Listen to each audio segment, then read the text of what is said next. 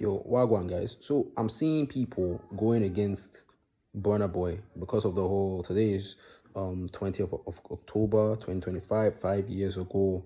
That unfortunate incident at Lekki Toll Gate happened. Rest in peace to everyone that died in that incident. It's actually very tragic. One of the most confusing days of my life, honestly. And people are going after Burna Boy because of, he was one of the people that were at the forefront of all that, and he had that little tribute to Sheyi Tinubu, and Sheyi Tinubu is the president's son, and he's also he's part of the hierarchy, he's part of the homogenous empire that is running Nigeria into the ground. And I understand people's outrage, like, oh, you stood for this, now you're standing for that. And it's like, the guy's a celebrity.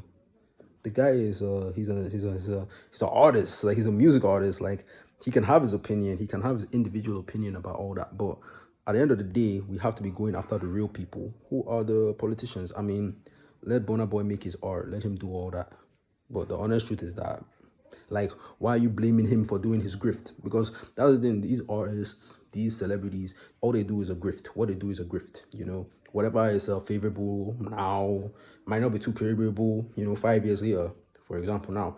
And that's why he hasn't posted anything.